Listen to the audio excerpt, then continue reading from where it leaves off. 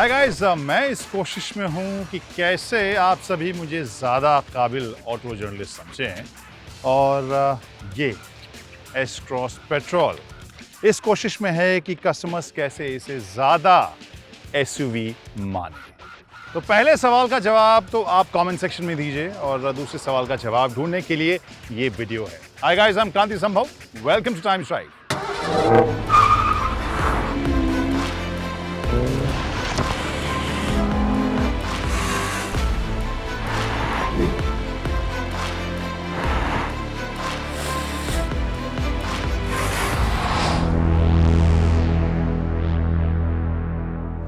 So before we start talking about the S-Cross petrol, हमारे कुछ दोस्त जो हैं they come and watch our videos, लेकिन YouTube के ऊपर मैंने देखा है कि बहुत लोगों ने सब्सक्राइब नहीं किया. So I would request all of you to please subscribe to Times Drive channel और जो बेल आइकॉन है उसको भी ज़रूर प्रेस कीजिए, जिससे कि हम इस तरह के जब भी स्टोरीज दिखाएं खटाक से आपके टाइमलाइन पर आए और फटाक से आप हमारे वीडियोस को देखें और फीडबैक दें. Now let's start S-Cross petrol.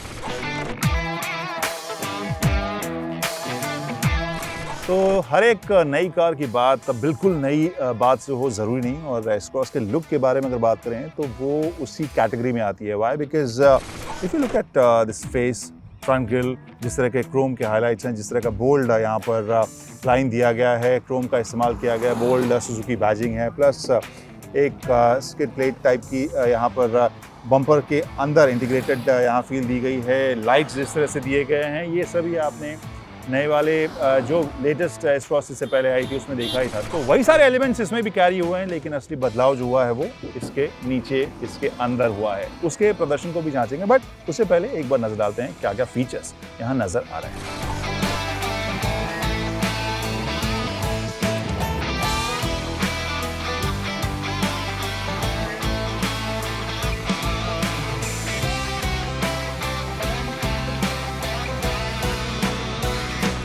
Interestingly बहुत ज़्यादा इसमें रैडिकल या ओवर द टॉप टाइप का डिज़ाइन एलिमेंट नहीं था, इस वजह से अभी भी ये कार डेटेड नहीं लगती है. I still find it pretty smart, काफ़ी बैलेंस्ड साइज़ का लुक आता है. प्लस यहीं बाहर से ही एक ये विड्थ का एहसास देती है कि हाँ, this is a broad car. Height, again height की अगर बात करें तो यहाँ सामने से भी महसूस होगा और किनारे भी जाएंगे तो आपको महसूस होगा कि हाँ, ये एक एसयूवी तो नहीं है.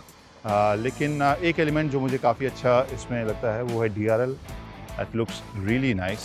साइड प्रोफाइल की अगर बात करें, जो लुक है वो अभी भी आपको रोबस्ट और सॉलिड सा नज़र आता है. अगर सबसे पहले टायर की बात करूं, जो साइज़ है वो मुझे इंटरेस्टिंगली इसमें अच्छे प्रोपोर्शन का साइज़ लगता है. 16 इंचेस इसमें टायर्स लगे हुए हैं, बट कई इंडियन कार्स में अगर आप देखें तो बॉडी के हिसाब से छोटी टायर होते हैं, लेकिन यहाँ पर ये साइज़ मुझे प्रोपोर्शन अच्छा लगता है. इसके अलावा अगर किनारे देखें तो क्लैडिंग में लास्ट में या एंड में एक लाइट ग्रे की फील दी गई है, लेकिन उसके ऊपर पूरा ब्लैक दिया गया है. एक हाइट की फील या ग्राउंड क्लियरेंस की फील शायद देने की कोशिश की गई है, but what ever it is, sporty लग रही है. बट हाइट के मामले में आप अभी भी देख सकते हैं, महसूस कर सकते हैं कि जो टिपिकल इवन कॉम्पैक्ट एसयूवीज़ हैं उससे आपको ये नीची देखने में भी ज़रूर लगेगी. और अगर पिछले हिस्से की बात करें, यहाँ पे भी जो ओवरऑल फील है वो तो साइज़ का फील दे ही रही है कि हाँ, एक बड़ी चौड़ी सी गाड़ी है. और ओवरऑल जो मैं टेल लैम्प का क्लस्टर देखूँ और सुजुकी बैजिंग प्लस एस-क्रॉस लिखा हुआ, ओवरऑल आपको ये अच्छा लगेगा. या स्मार्ट हाइब्रिड, इस पेट्रोल वर्जन में भी आपको स्मार्ट हाइब्रिड दिया जा रहा है. And if you look eight luggage space आपको भरपूर मिलेगा इसमें, और साथ में पार्सल ट्रे भी नज़र आ रहा है. तो फिट एंड फिनिश साफ़ सुथरी मुझे लग रही है और अच्छे क्वालिटी की भी लग रही है. तो ये तो हो गई एस-क्रॉस की कहानी बाहर से. अंदर क्या सब कुछ फीचर्स इसमें आपको नज़र आते हैं, एक बार उसके ऊपर भी नज़र आते हैं, और उसके बाद फाइनली इसके इंजन को टेस्ट करेंगे, इसके ड्राइव को टेस्ट करेंगे.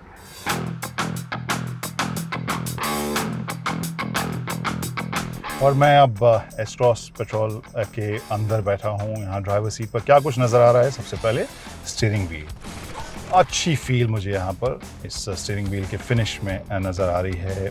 जो स्टीयरिंग माउंटेड कंट्रोल्स हैं उसमें क्रूज कंट्रोल भी आपको मिल रहा है, वॉल्यूम का कंट्रोल इस साइड लेफ्ट में मिल रहा है, अलग अलग मोड्स चेंज करने की बात है. एंड स्टीयरिंग व्हील के नीचे आप देखेंगे कि आपके स्मार्टफोन को ऑपरेट करने के लिए बटन्स आपको यहाँ पर दिए गए हैं.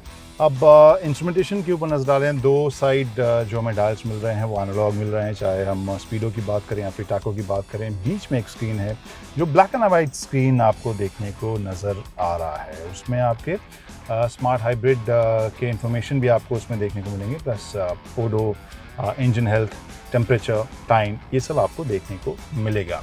Not very trendy I would say, लेकिन अच्छा लग रहा है देखने में। एक ब्लू का हाईलाइट भी देखने को मिल रहा है। सो आई गेस थोड़ा क्लासी टाइप का है, बट थोड़ा सा सीरियस भी नज़र आ रहा है।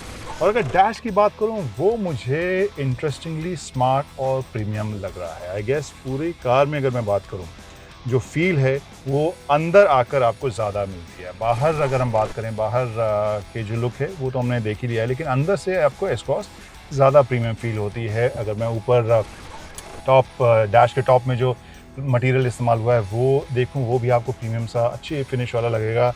उसके नीचे जो मटेरियल इस्तेमाल हुआ है वो सॉफ्ट टच दिया गया है, और उसके नीचे अगेन अच्छी क्वालिटी का आपको प्लास्टिक का इस्तेमाल देखने को मिलेगा।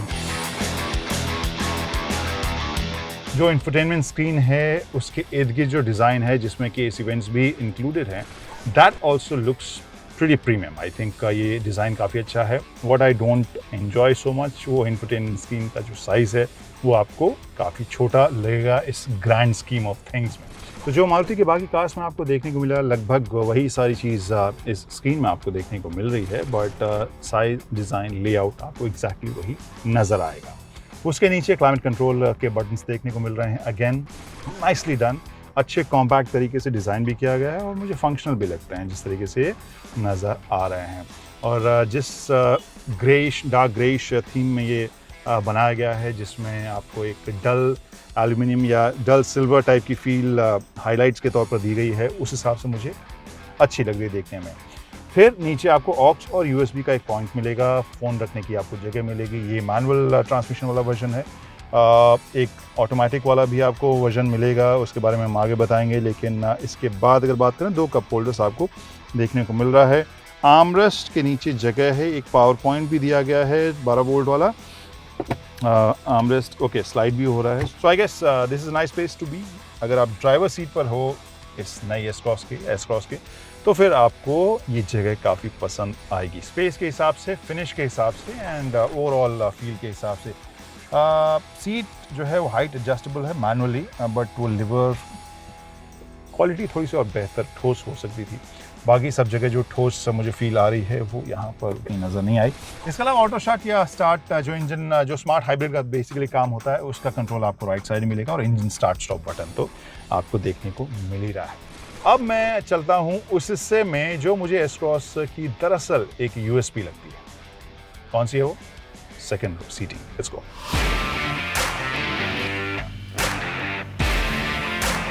क्रांति Sambhav reporting from the second row of S-Cross. और इसे मैं यूएसपी क्यों बोल रहा था इस एस-क्रॉस की, वो इस वजह से क्योंकि अगर हम कॉम्पैक्ट एसयूवी वाले सेगमेंट में बात करें, तो वो सेगमेंट में सेकंड रो में कहीं ना कहीं स्पेस को लेकर कॉम्प्रोमाइज़ होता है। यहाँ इस सीट को मैंने अपने हिसाब से एडजस्ट किया है, फिर भी थोड़ा सा नी रूम मुझे मिल रहा है। हाई सपोर्ट ओके मैं कहूँगा, और जो ओवरऑल फील है कुशनिंग की वो मुझे अच्छी लग रही है। जो बैक का सपोर्ट है, एंगल है, वो भी मुझे अच्छा लग रहा है, और जो हेडरेस्ट है वो भी एडजस्टेबल है। हेडरूम भी मेरे हिसाब से अच्छा है, और मेरी हाइट जो है एवरेज इंडियन हाइट से ज़्यादा है, वो आप समझ ही रहे होंगे। मैं बार बार अलग अलग वीडियोस में आपको याद दिलाता रहता हूँ, जिससे कि किसी कार के स्पेस के साथ नाइंसाफ़ी ना हो। So space is the USP, और ये वाइडर भी है। तो वहाँ पर मुझे लगता है कि बहुत सारे कस्टमर्स जो एक एसयूवी टाइप की गाड़ी चाहते हैं, लेकिन कई कॉम्पैक्ट एसयूवी में सेकंड रो के स्पेस को लेकर कॉम्प्रोमाइज़ करना पड़ता है, वो यहाँ पर आपको देखने को नहीं मिलेगा। सो वो मुझे लगता है कि एक इंटरेस्टिंग एस्पेक्ट है एस-क्रॉस का, जहाँ पर पिछली सीट पर आपको जगह और इवन चौड़ाई में ज़्यादा मिलती है। आर्मरेस्ट है कप होल्डर्स के साथ, और जो सीट है वो भी काफ़ी फ्लैट है। ये बात हो गई एस-क्रॉस के उन हिस्सों के बारे में जिनके बारे में मोर और लेस आपको पता ही था। ड्राइव के बारे में आपको नहीं पता था, मुझे भी नहीं पता, तो अब मैं भी चलाऊँगा, मैं भी जानूँगा कि इसकी ड्राइव कैसी है। और आप फ़िलहाल ऐसा कीजिए, कमेंट सेक्शन में जाके बताइए कि अभी तक जो फीचर्स हैं और जो स्पेस के बारे में मेरा मानना है, आपके हिसाब से सही है या गलत है। क्या ये इसकी यूएसपी आपको लगती है या नहीं। मैं अब गाड़ी चलाने, भगाने के लिए आगे जाता हूँ। Okay,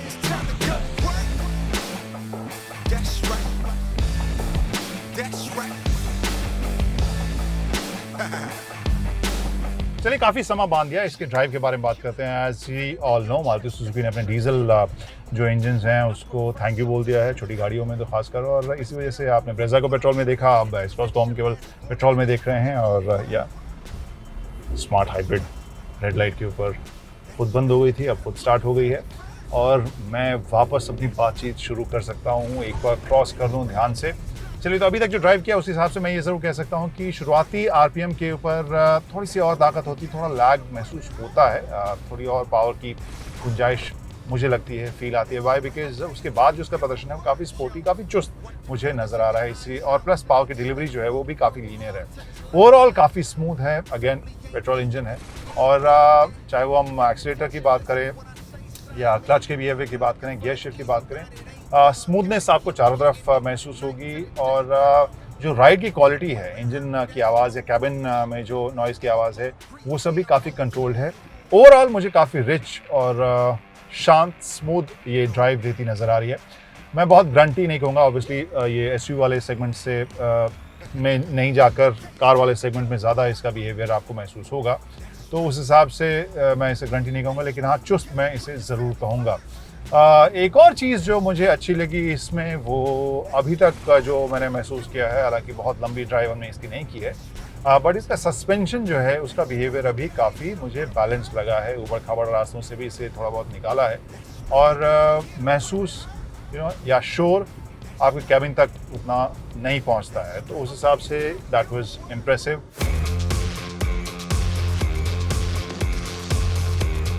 तो आखिर में वही सवाल कि बिंदु कहाँ विश्राम कर रही है? बिंदु मुझे लग रहा है विश्राम कर रही है इसके, एक तो ब्रांड नेम के ऊपर मारुति की गाड़ी है, वो अभी भी वो जज्बा बरकरार है बहुत से कस्टमर्स में। इसके अलावा स्पेस के मामले में मुझे काफ़ी अच्छी लग रही है, और प्रदर्शन जो है वो एक अच्छा बैलेंस है। अर्बन और मुश्किल रास्तों के ऊपर भी बहुत ज़्यादा ताबड़तोड़ स्पोर्टी मैं नहीं कहूँगा, लेकिन अच्छा बैलेंस ज़रूर है। और हम ये भी देखते हैं कि कॉम्पैक्ट एसयूवी सेगमेंट में ज़रूरी नहीं कि सभी जो कस्टमर है अपनी अपनी गाड़ियों को लेकर हमेशा पहाड़ों पर ही निकले, तो उस हिसाब से इस की जो पोजीशनिंग है वो मुझे ठीक लग रही है। प्राइसिंग के हिसाब से हो सकता है आपको थोड़ी ज़्यादा लगे, लेकिन ओवरऑल मुझे एक अच्छा कॉम्बिनेशन अर्बन और हाईवे में इस एस्ट्रॉस का लग रहा है। लेकिन आप क्या सोच रहे हैं, मैं क्या सोच रहा हूँ वो तो इतनी देर से मैं बोल ही रहा हूँ, लेकिन आप ज़रूर कॉमेंट कीजिए मेरे रिव्यू के बारे में, इस वीडियो के बारे में, इस प्रोडक्ट के बारे में, और जो चीज़ और जानना चाहते हैं इसके बारे में वो हम कोशिश करेंगे बताने की। लेकिन एट द सेम टाइम गुजारिश ये भी कि सब्सक्राइब भी कीजिए, और जो बेल आइकॉन है उसे भी प्रेस कीजिए। फिलहाल दीजिए हमें इजाज़त, बाय बाय।